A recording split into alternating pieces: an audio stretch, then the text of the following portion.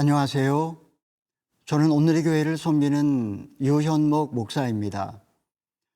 오늘의 현실은 전쟁과 분열, 기후위기와 불평등, 끝없는 경쟁과 불안이 뒤섞인 혼돈의 광장과 같습니다. 오늘 스가랴는 그 혼돈의 한복판에서 우리에게 하늘 보좌의 비전을 보여줍니다. 역사의 마지막 날 여호와께서 만왕의 왕으로 서시고 그 통치가 흔들리지 않는 평강으로 세상을 새롭게 하신다고 선포합니다. 땅의 소식은 시끄럽지만 하늘의 보좌에서는 한 음성만 울립니다. 나는 역사의 주관자요 열방의 왕이다. 그럼 오늘 나눌 말씀인 스가랴 14장 9절에서 15절까지의 말씀을 살펴보겠습니다. 스가랴 14장 9절에서 15절 말씀입니다. 여호와께서 천하의 왕이 되시리니 그날에는 여호와께서 홀로 한 분이실 것이요 그의 이름이 홀로 하나이실 것이라.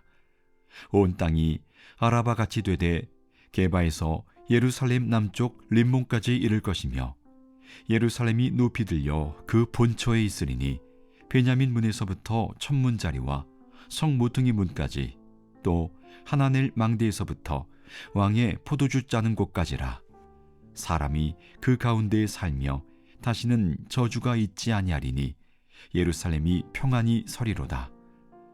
예루살렘을 친 모든 백성에게 여호와께서 내리실 재앙은 이러하니 곧 섰을 때에 그들의 살이 썩으며 그들의 눈동자가 눈구멍 속에서 썩으며 그들의 혀가 입 속에서 썩을 것이요 그날에 여호와께서 그들을 크게 요란하게 하시리니 피차 손으로 붙잡으며 피차 손을 들어 칠 것이며 유다도 예루살렘에서 싸우리니 이때에 사방에 있는 이방 나라들의 포화 곧 그 문과 의복이 심히 많이 모여질 것이요 또 말과 노새와 낙타와 나귀와 그 진에 있는 모든 가축에게 미칠 재앙도 그 재앙과 같으리라.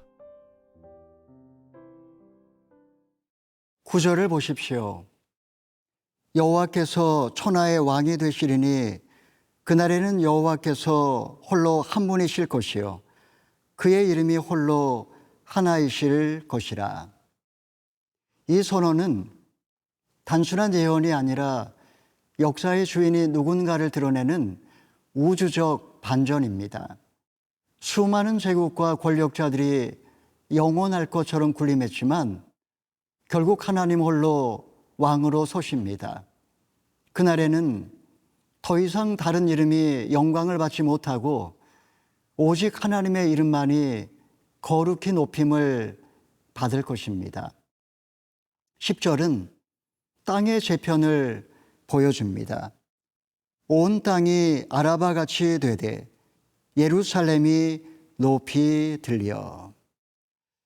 낮아진 곳은 평지가 되고 주님의 도성은 높아져 세상의 중심, 엑세스 문디로 세워집니다. 이는 단순한 지리적 변화가 아니라 혼돈 속에서 하나님의 질서가 다시 세워지는 상징적 장면입니다. 무너졌던 창조 질서가 바로잡히고 불의하게 세워졌던 세상 권력은 무너집니다. 11절은 이렇게 선포합니다. 사람이 그 가운데 살며 다시는 저주가 있지 아니하리니 예루살렘이 평안히 서리로다. 전쟁과 심판의 도성이었던 예루살렘, 이제 평화의 도성으로 변합니다. 단순한 외적 안정이 아니라 하나님과의 화해와 사람 사이의 화목, 창조 세계의 회복이 함께 이루어지는 하나님 나라의 완성된 모습입니다. 오늘 우리의 현실은 어떠합니까? 세상은 이념 대결로 양극화되고 하나님은 세상 속에서 모욕과 조롱을 당합니다. 이 시간 성경은 선언합니다. 하나님은 여전히 역사의 주인이시며 교회의 왕으로 서 계십니다.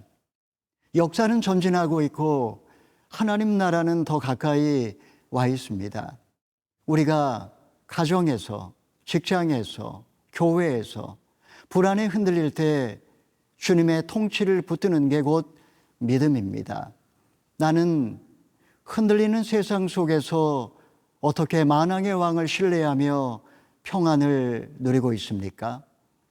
우리가 살고 있는 현실은 요동치지만 역사 속에서 하나님의 왕되심은 흔들리지 않는 진리임을 믿으시기를 바랍니다.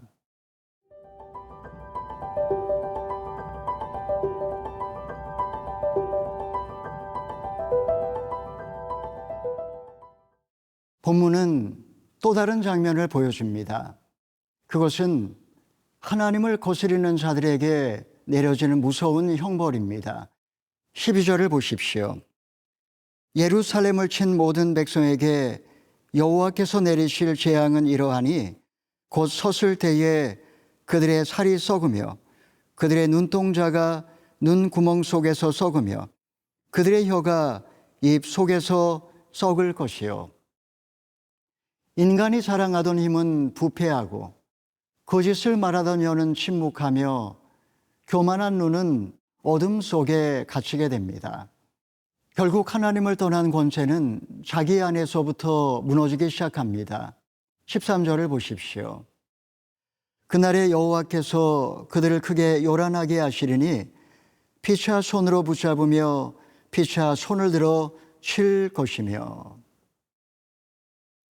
적들은 스스로 혼란에 빠져 서로 붙잡고 서로 치며 무너집니다. 강력한 연합처럼 모였던 나라들도 내부 분열로 무너지는 것이 세상 권력의 본질입니다. 반복되는 표현은 우리에게 확신을 줍니다. 죄의 세력이 아무리 강해 보여도 결국 하나님의 공의 앞에서는 스스로 무너질 수밖에 없다는 것입니다. 14절은 유다가 싸움에 동참하는 장면을 보여줍니다.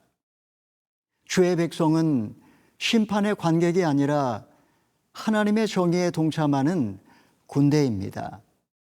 하나님의 공의가 실행될 때 주의 백성도 그 일에 함께 참여합니다. 이 싸움은 단순한 물리적 전쟁이 아니라 진리를 위한 인류 최후의 전쟁입니다. 15절을 보면 심판은 인간의 교만뿐만 아니라 인간이 세워놓은 시스템 전체, 말과 노새와 낙타와 나귀와 같은 생활의 수단에 이르기까지 임합니다. 탐욕으로 세워진 문명 자체가 하나님의 심판 아래 있다는 것을 보여줍니다. 오늘 우리의 현실을 떠올려 보십시오. 불의한 권력이 내부 부패로 무너지는 모습, 탐욕으로 가득한 사회가 경제 위기와 갈등으로 흔들리는 모습은 낯설지 않습니다. 역사는 반복됩니다. 제국은 무너지고 거짓은 드러나며 오직 하나님의 정의만이 남습니다. 우리는 이 심판의 메시지를 단순히 두려움으로만 받아서는 안 됩니다. 택한 백성들에게 윤리적 실천과 삶의 변화를 요청하는 말씀으로 들어야 합니다.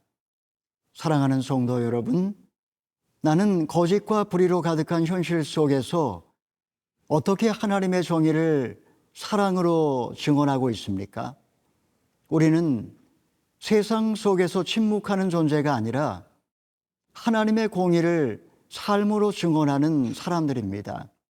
가정에서도 순결을 지키고 일터에서는 정직을 실천하며 교회는 세상의 고통을 외면하지 않고 품어야 합니다. 그것이 바로 하나님 나라 백성으로서 심판의 말씀 앞에 응답하는 삶인 줄 믿으시기를 바랍니다.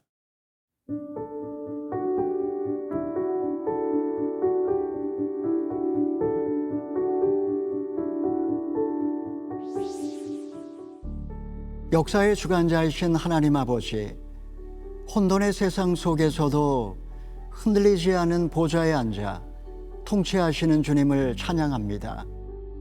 주님의 이름만 높아지고 주님의 나라가 평강으로 세워지게 하옵소서. 썩어질 욕망의 눈이 멀지 않게 하시고 부활의 빛을 바라보게 하옵소서.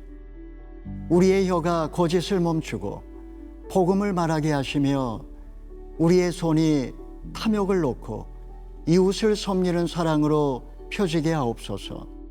마침내 열방이 만왕의 왕 되신 주님을 찬양하게 하시고 우리의 삶이 주님의 통치를 향기로 증언하게 하옵소서.